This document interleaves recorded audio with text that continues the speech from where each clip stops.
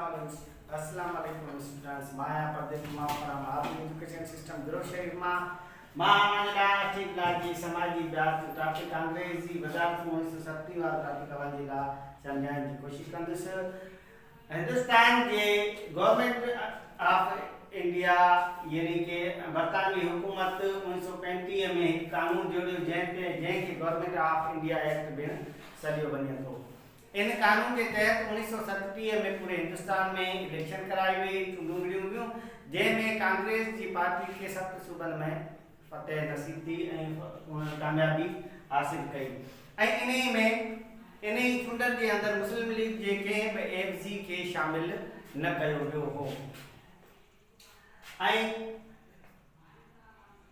इन में जो कांग्रेस वारनि पंहिंजी वज़ारतूं ठाहियूं ऐं इन्हनि वज़ारतनि जे आधार ते उन्हनि मुसलमाननि सां तरह तरह जूं नाइंसाफ़ियूं कयूं, जंहिंमें मुसलमाननि जी मस्जिदनि जे अज़ान वारे वक़्त में बैंड बाजा वॼाइण, वंदे मातरम जो तरानो जंहिंखे जेको आहे एज़ ए मुस्लिम कंहिंखे भी कंहिं मूर्ति पूजा या इन जी तरह जी मना थियल आहे, इनकार माना जो बि इन जे लाइ सही कोन हो।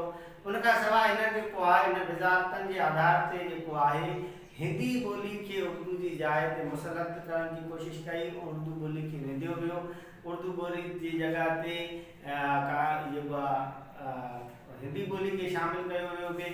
अहिड़े तरह जूं नाइंसाफ़ियूं तरह जूं नाइंसाफ़ियूं कयूं वियूं।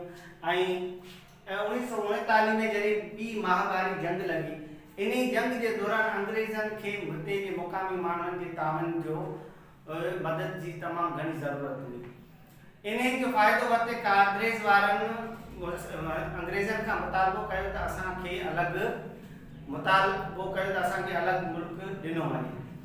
जरे अंग्रेजन इनन के इन गाल जो मुतालबे के रद्द कयो त इनन जो आहे पेंजी वजारतन का इस्तीफा दी।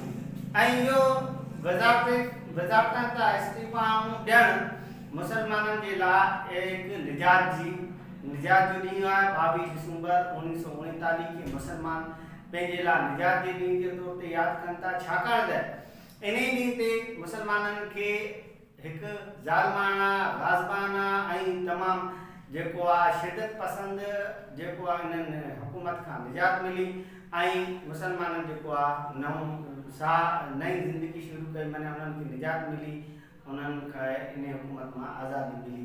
त इहो असांजो टॉपिक हो 1935 वारो 1970 वारो कांग्रेस जी वज़ारतनि वारो जेको ॿुधाइण ते पहुतो।